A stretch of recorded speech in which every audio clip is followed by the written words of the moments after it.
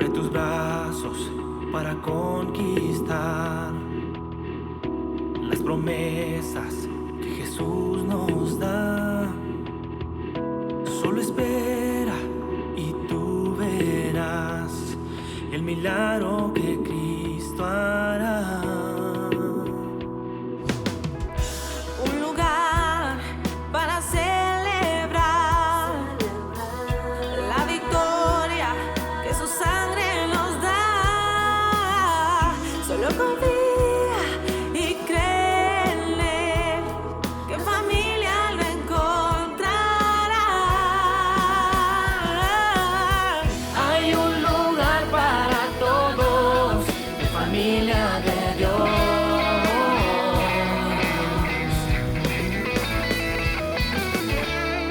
En familia de Dios.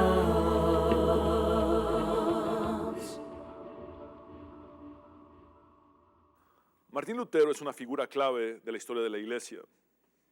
Un hombre que fue poderosamente utilizado por Dios para realizar la Reforma Protestante de 1517. El año de 1527, es decir, 10 años después de la Reforma, fue quizá el tiempo más difícil de la vida de Martín Lutero.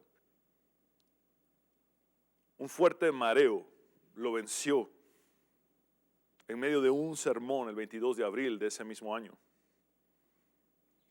obligándolo a dejar de predicar. Lutero temía por su vida.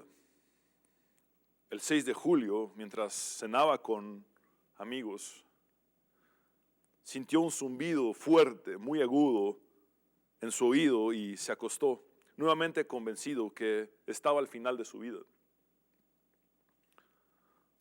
Parcialmente recuperó su fuerza, pero como resultado de esto se produjo un desalentador desánimo.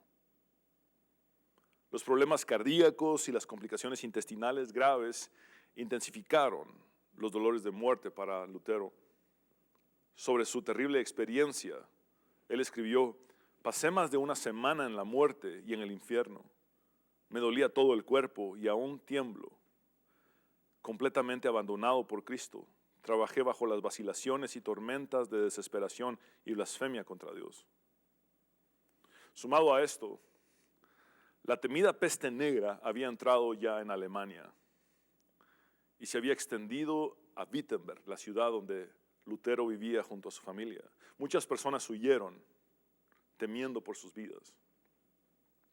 Sin embargo, Lutero y su esposa Catalina se quedaron creyendo que era su deber cuidar a los enfermos y moribundos.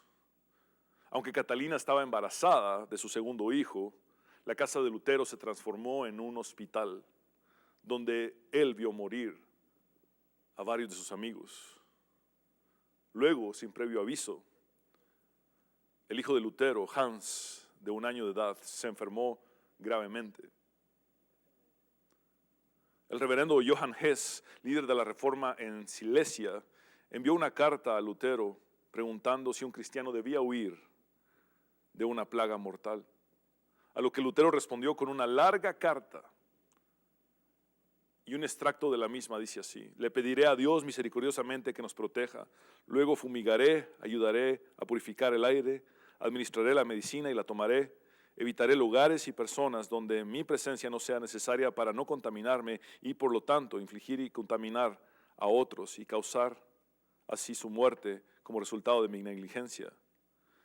Si Dios quisiera llevarme, seguramente me encontrará y he hecho lo que esperaba de mí, por lo que no soy responsable ni de mi propia muerte ni de la muerte de los demás.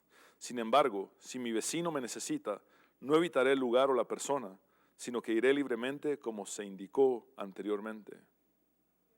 Mira, esta es una fe tan temerosa de Dios, porque no es descarada ni imprudente y no tienta a Dios. Con la muerte rodeándolo por todos lados, Lutero fue impulsado a buscar refugio en Dios como nunca antes. El Salmo 46, que estudiaremos hoy, se convirtió en la fuerza de su alma. Constantemente, Lutero le decía a su mejor amigo Melanchthon que cantaran el Salmo 46. Como resultado de esto, Lutero escribió el himno Castillo fuerte es nuestro Dios, inspirado en el Salmo 46, el cual fue publicado en el año de 1529, hace 491 años. Este canto, Castillo fuerte, quiero compartirlo con ustedes.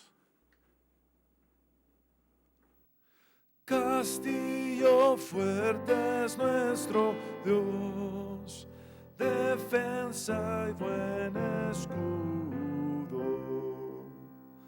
Con su poder nos librará en este trance agudo. Con furia y con afán acósanos Satán, por armas deja ver astucia y gran poder, cual él no hay en la tierra. Nuestro valor es nada aquí, con él todo es perdido, mas por nosotros pugnará de Dios el escogido.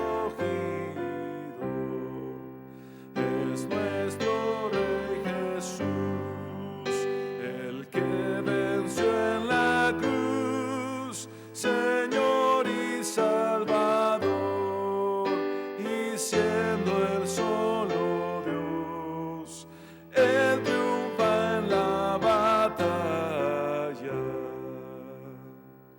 Aunque estén demonios mil prontos a devorarnos, no temeremos, porque Dios sabrá cómo ampararnos, que muestre su vigor Satán y su furor, dañarnos no podrá, pues condenado es ya por la palabra santa. Esa palabra del Señor que el mundo no apetece. Por el Espíritu de Dios muy firme permanece. Nos pueden despojar de bienes y hogar, el cuerpo destruir, mas siempre ha de existir de Dios el reino eterno.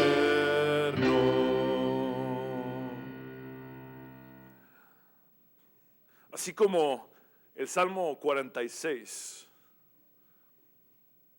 fue de suma fortaleza para Lutero en aquella peste negra, puede ser de fortaleza para nosotros en medio de esta pandemia mundial que estamos experimentando. El título de este mensaje es Confianza incondicional en Dios. Muchos eruditos consideran el año 701 a.C. como el contexto histórico de este salmo, cuando de manera maravillosa el Señor liberó a Jerusalén del asedio de los asirios durante el gobierno del rey Ezequías. Sin embargo, el salmo probablemente fue usado también en el período postexílico para infundir aliento y restaurar la fe del pueblo de Dios en medio del sufrimiento. El Salmo 46 pertenece a una pequeña colección de los cánticos de Sión y es una oración de confianza comunitaria que de principio a fin celebra quién es Dios y lo que Él hace. Este es un salmo de confianza radical en Dios, aunque se enfrenten amenazas extremas y abrumantes o abrumadoras.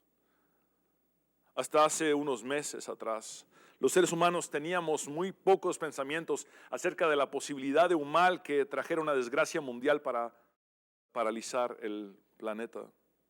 Sin embargo, ya desde miles de años atrás, el autor del Salmo 46 enfrentó la posibilidad de una situación devastadora que afectara a toda la tierra. Y llegó en esencia a esta conclusión: la calamidad mundial puede enfrentarse sin miedo porque nuestra seguridad verdadera está en Dios, no en Dios más cualquier otra cosa, sino solamente en Dios y nada más que en Dios. Dice así el texto sagrado en el nombre del Padre, del Hijo y del Espíritu Santo. Para el director del coro, Salmo de los hijos de Coré, compuesto para Alamot. Alamot es un término musical que en Primera de Crónicas 15:20 está relacionado con las arpas,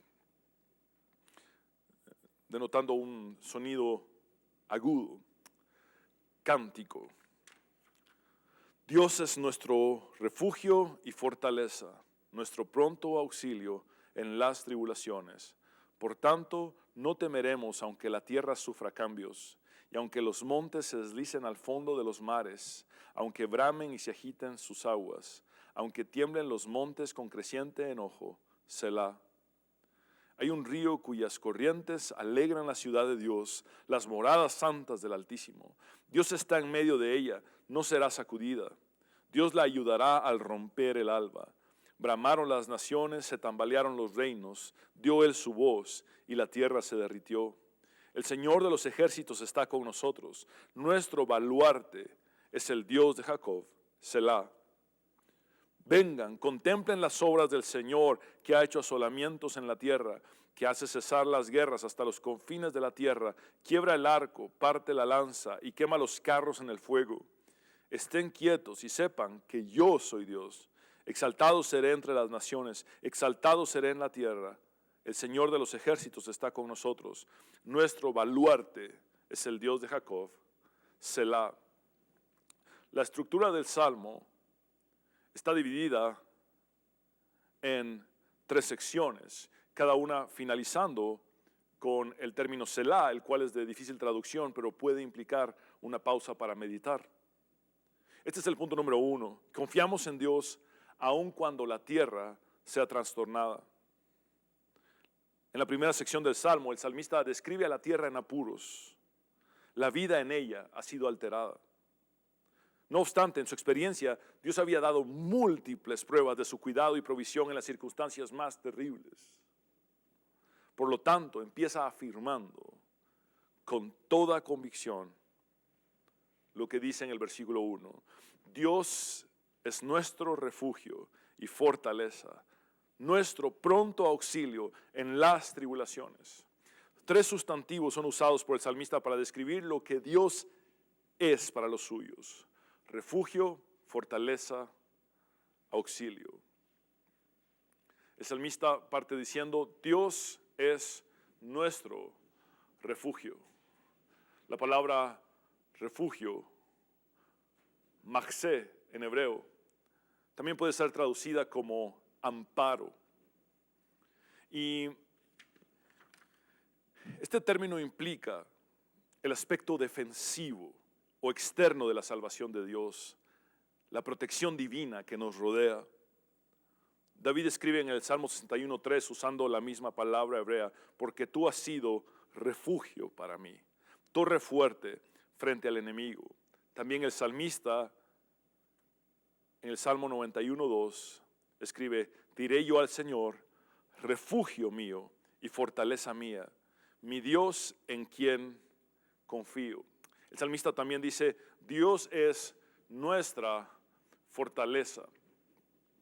La palabra fortaleza en hebreo es os, y se puede traducir también como fuerza, poder. Y este término implica el aspecto dinámico e interno de la obra de Dios en nosotros.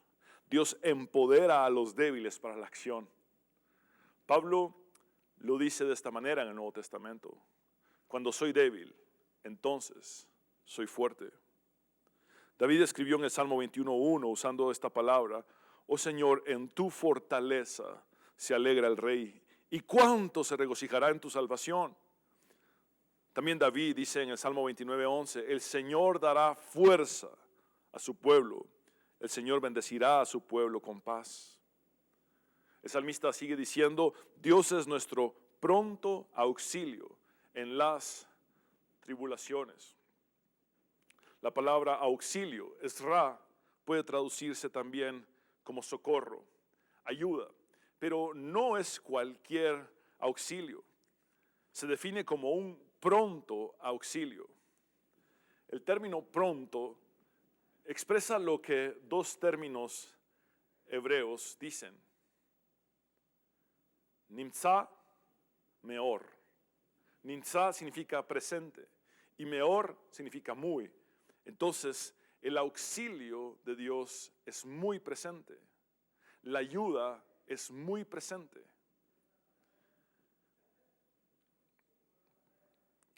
El sentido es que esta ayuda puede ser hallada cuando es necesitada.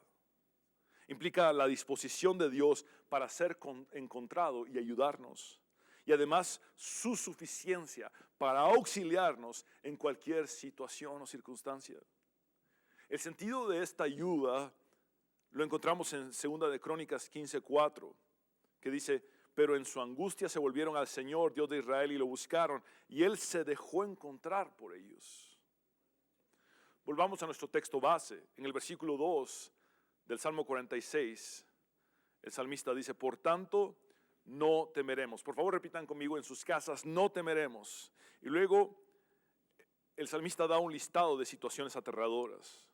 No temeremos aunque la tierra sufra cambios y aunque los montes se deslicen al fondo de los mares. Noten cómo la imaginería de la creación está en la mente del autor.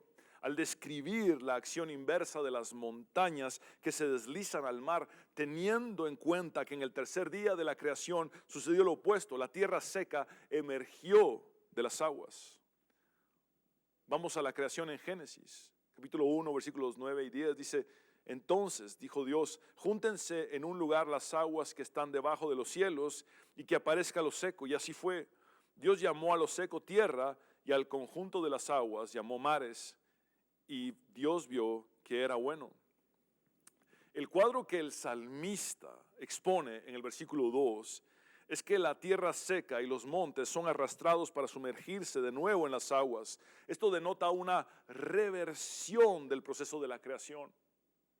Un retorno al caos total que antecedió a la creación, cuando la tierra estaba desordenada y vacía, implicando ahora el desconcierto y la confusión del mundo y la vida sobre este.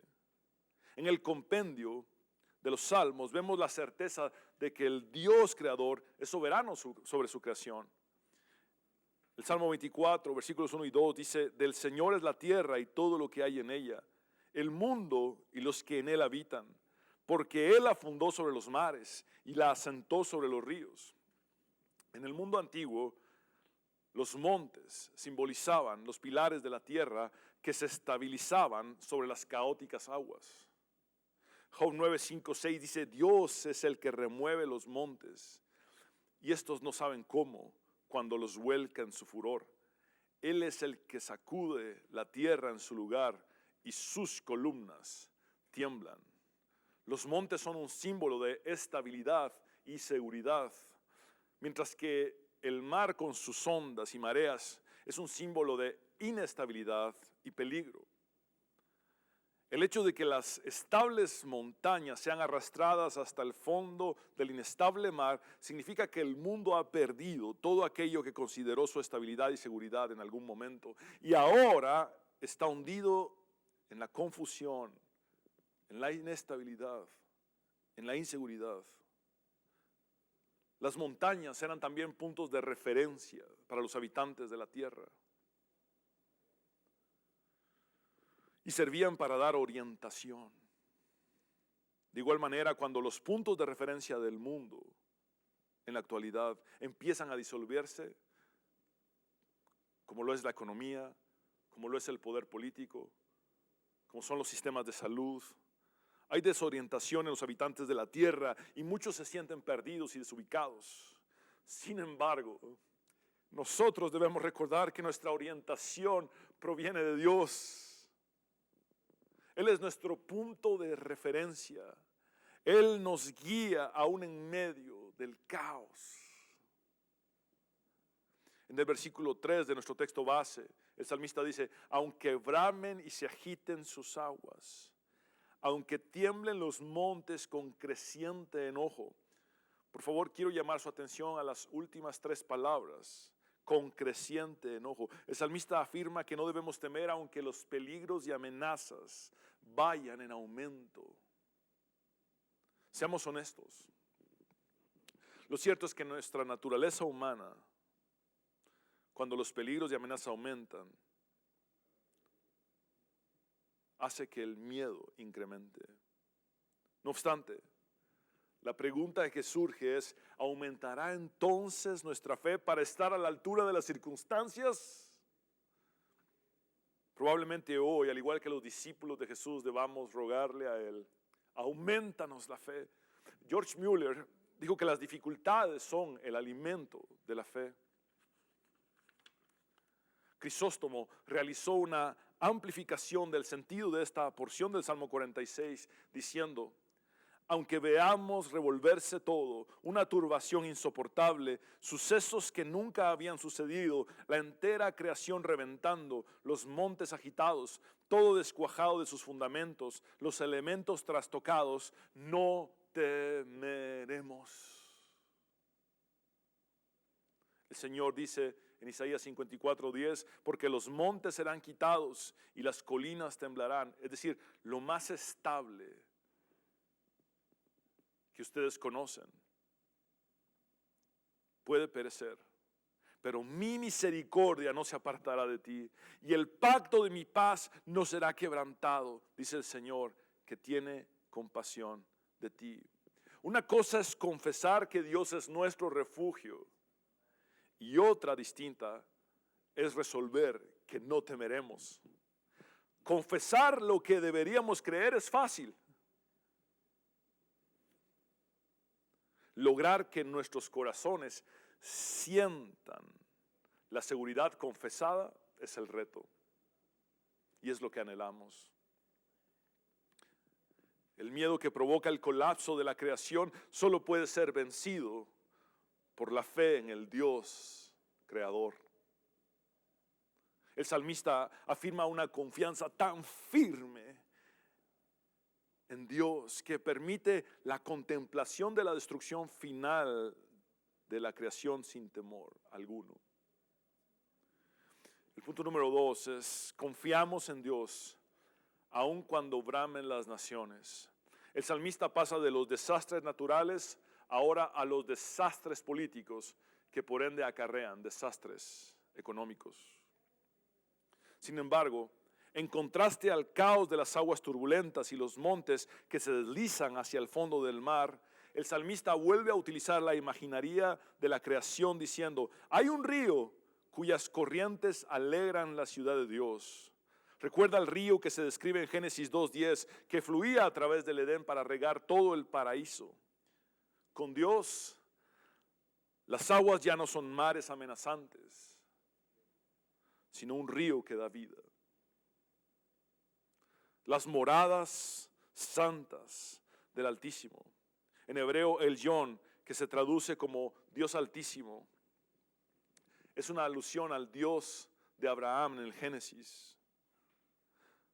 Versículo 5 dice, Dios está en medio de ella, se refiere a la ciudad que inferimos es Jerusalén, no será sacudida, Dios la ayudará al romper el alba. Por favor repitan conmigo en sus casas, al romper el alba.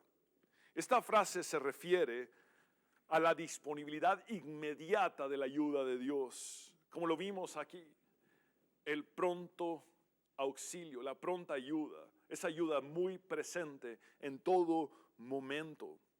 Ese momento en que la luz disipa la oscuridad, lo cual es símbolo de la salvación.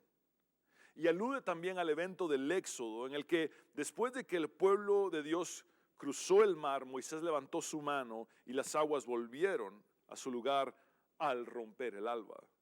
Y los egipcios perecieron hundidos. Así como varios eruditos afirman, este salmo fue escrito por la victoria que Dios le dio a Jerusalén sobre los asirios. Fue también en la luz de la mañana que los israelitas se percataron que el ángel del Señor había matado a 185,000 hombres del ejército asirio, provocando la retirada del rey Sennacherib y sus tropas, sin tocar Jerusalén. Lo verdaderamente importante acerca de la ciudad de Dios es la presencia de Dios. El salmo está compuesto de tal manera que atribuye a Dios, no a la ciudad, el poder de dar bendiciones y protección. Krauss dice, no es Jerusalén el refugio y protección en las calamidades y tribulaciones, sino Yahvé.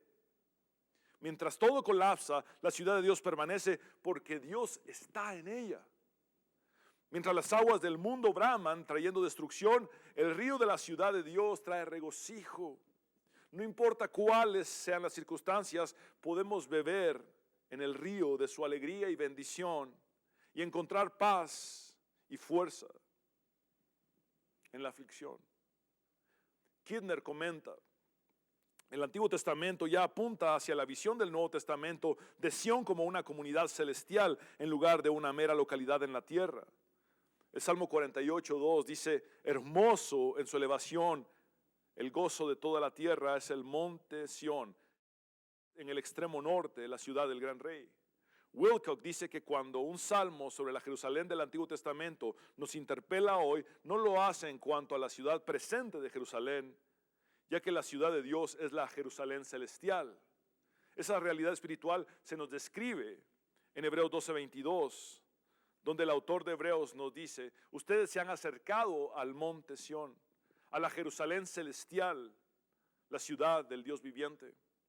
Asimismo, el apóstol Juan nos describe a la nueva Jerusalén descendiendo del cielo de Dios en Apocalipsis 21.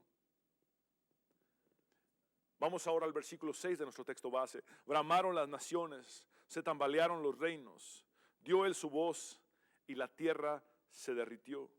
Noten los paralelos de los versículos 2 y 3 con este versículo 6.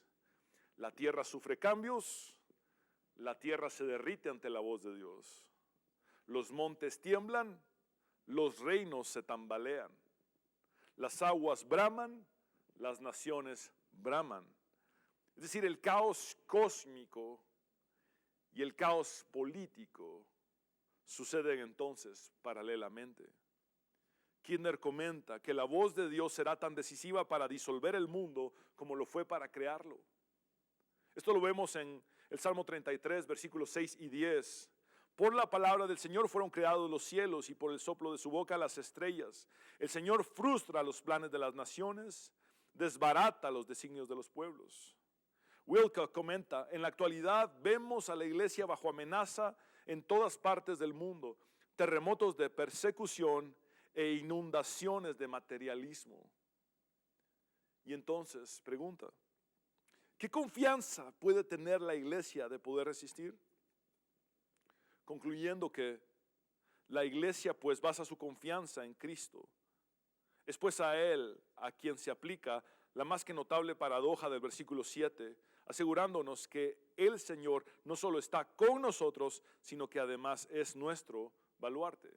La paradoja a la que Wilcock se refiere es que Dios está entre nosotros, pero además nosotros estamos en Dios. Veamos el Salmo 7, cuyas palabras serán repetidas en el desenlace del Salmo, en el versículo 11. El Señor de los ejércitos está con nosotros. Con nosotros se refiere a que el Señor está dentro de la ciudad.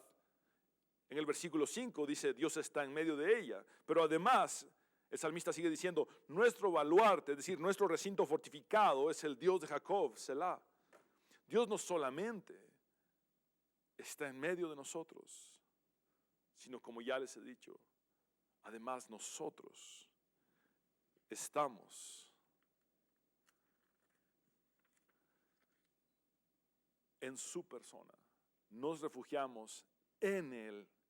Ese es el lenguaje de tú en mí y yo en ti que evoca Jesús en Juan capítulo 15 cuando dice, yo soy la vid y ustedes son las ramas o pámpanos. Las palabras de Jesús son, permanezcan en mí y yo permaneceré en ustedes. Así como ninguna rama puede dar fruto por sí misma, sino que tiene que permanecer en la vid, así tampoco ustedes pueden dar fruto si no permanecen en mí. Yo soy la vid y ustedes son las ramas. El que permanece en mí, como yo en él, dará mucho fruto. Separados de mí, no pueden ustedes hacer nada. La frase, el Dios de Jacob, es otra alusión a la narrativa del Génesis y evoca el pacto de Dios con su pueblo. Sería a través de la simiente de Abraham que Dios bendeciría a todas las naciones de la tierra. Utilizando una terminología similar a la que encontramos en el Salmo 46, David y Jeremías expresan respectivamente. David en el Salmo 59:16, pero yo cantaré de tu poder, sí, gozoso cantaré por la mañana tu misericordia, porque tú has sido mi baluarte y refugio en el día de mi angustia. El profeta Jeremías dice, Señor, tú eres mi fuerza y mi fortaleza, tú eres mi refugio en momentos de angustia. Las naciones vendrán a ti desde los extremos de la tierra y dirán, nuestros padres no tuvieron otra cosa que dioses falsos que no sirven para nada. Es decir, el mundo entero volverá al único Dios verdadero. En síntesis, en medio de las amenazas y peligros más terribles, la seguridad debe encontrarse en Dios. Dios es nuestro refugio en los desastres naturales, en el caos cósmico. Dios también es nuestro refugio en los desastres políticos, en el caos económico. Pero además, y este es el punto número 3 y final, confiamos en Dios aun cuando sus juicios sean ejecutados. En esta sección del Salmo, la voz del Señor que en el versículo 6 derritió la tierra, se convierte en un oráculo profético que dice, vengan, contemplen las obras del Señor que ha hecho asolamientos en la tierra. Nos invita a venir y contemplar el poder de Dios para destruir según su propio designio y señorío, que hace cesar las guerras hasta los confines de la tierra. No hay límites para el poder y el reino de Dios. Él puede acabar con las guerras. Luego el salmista brinda imágenes concretas y específicas diciendo, quiebra el arco, parte la lanza y quema los carros en el fuego. El salmista dirige su enfoque al futuro, anticipando que Dios destruirá los males que aquejan al mundo. De hecho, la palabra tierra aparece en hebreo en 5 ocasiones en este salmo, implicando el control soberano de Dios sobre esta. El Dios pacificador abolirá la guerra. Empero, si el resultado es la paz, el proceso es el juicio divino. Para quienes creemos en Jesucristo, hay tranquilidad al otro lado del juicio. Amados hermanos, para todos aquellos que hemos sido salvos en Jesús, nuestros pecados, nuestra maldad, nuestras iniquidades, nuestras transgresiones fueron cargadas sobre el Mesías en la cruz del Calvario. Por eso tenemos paz al otro lado del juicio de Dios. Ahora bien, una intervención divina de esta magnitud y alcance tendrá lugar solamente hasta la segunda venida de Jesucristo. Pero mientras el Señor regresa, se nos da la estrategia a seguir. En el versículo 10 dice, estén quietos y sepan que yo soy Dios. No es un llamado a un estilo de vida tranquilo y apaciguado, sino una intensa instrucción para que dejemos de intentar ser Dios y permitamos que solo Dios sea Dios. Esta es una convocatoria a rendirnos, no ante nuestros enemigos y circunstancias difíciles, sino ante Dios. Luego Dios dice, exaltado seré entre las naciones, exaltado seré en la tierra. Por último, el salmista concluye repitiendo las mismas palabras del versículo 7. El Señor de los ejércitos está con nosotros. Nuestro baluarte es el Dios de Jacob. Selah. David dice en el Salmo 57:11, Exaltado sea sobre los cielos, oh Dios, sobre toda la tierra sea tu gloria. Amados hermanos, todas las verdades que este salmo expresa son una realidad en Jesucristo. El apóstol Pablo, desde la prisión, escribió a los filipenses que el Padre exaltó hasta lo sumo al Hijo y le dio un nombre que es sobre todo nombre, para que en el nombre de Jesús se doble toda rodilla de los que están en los cielos y en la tierra y debajo de la tierra, y toda lengua confiese que Jesucristo es el Señor, para gloria de Dios Padre.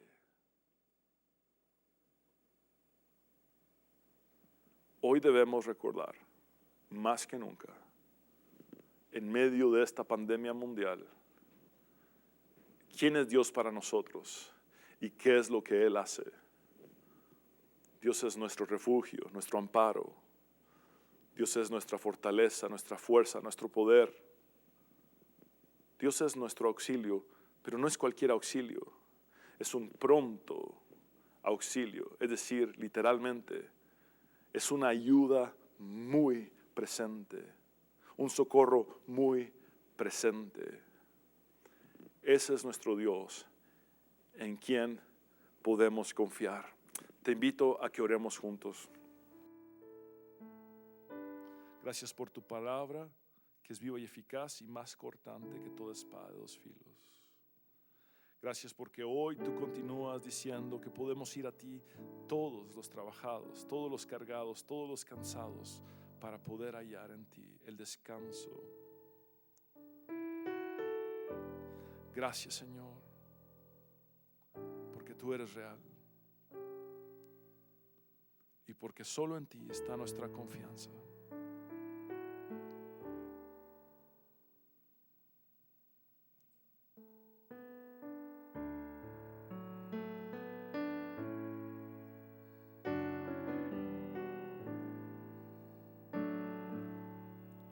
Solo en Jesús está mi fe, mi esperanza y mi canción, piedra angular, firme sostén, inconmovible en la aflicción.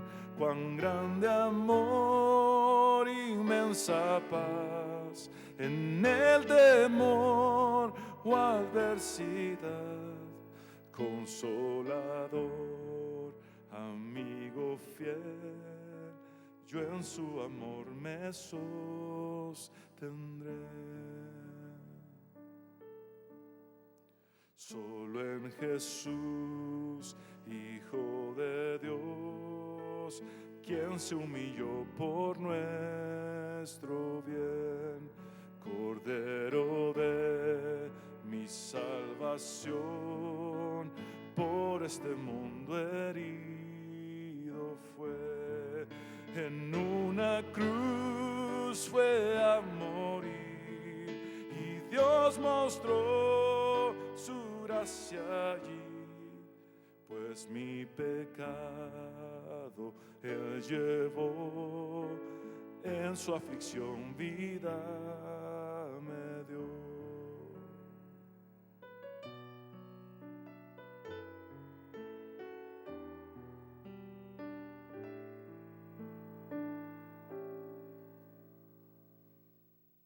En un sepulcro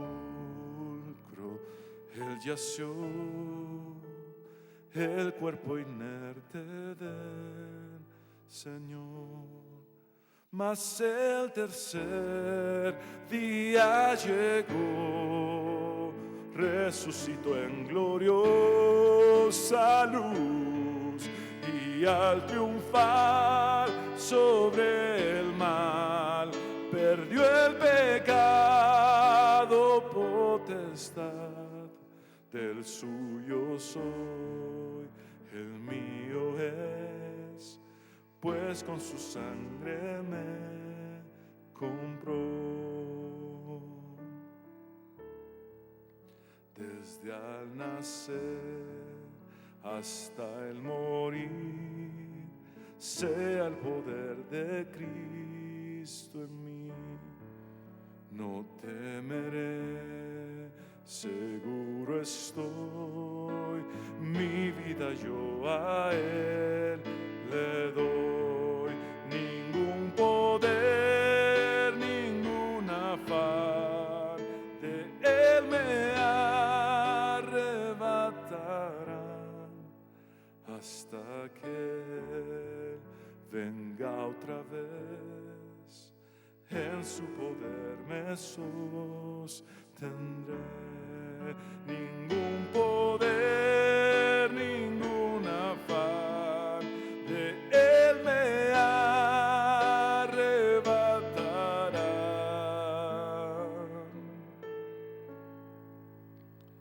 hasta que venga otra vez.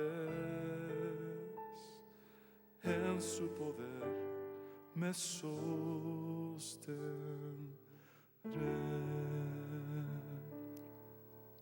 Quiero hablar contigo que necesitas rendir tu vida a Jesús.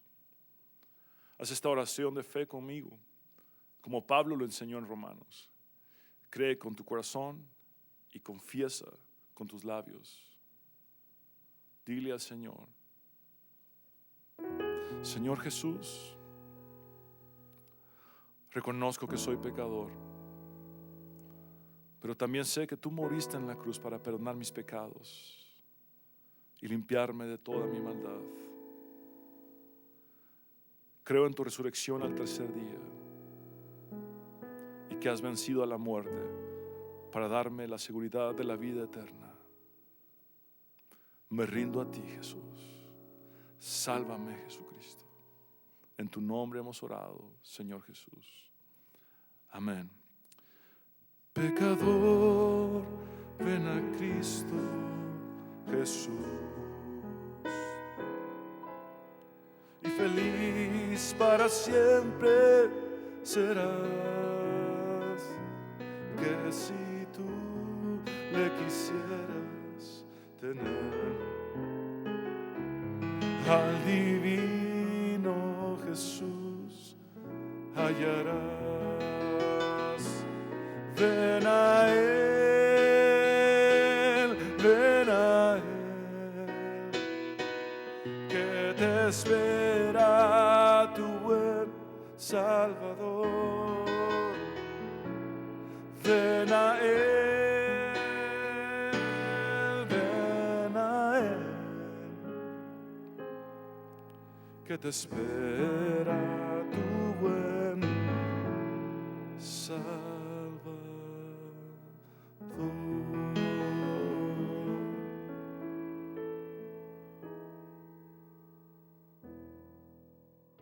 Abre tus brazos para conquistar las promesas que Jesús nos da. Solo espera y tú verás el milagro que Cristo hará. Un lugar para celebrar la victoria que su sangre nos da.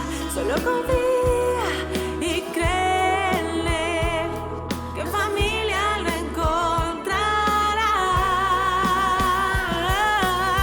Hay un lugar para todos, en familia de Dios.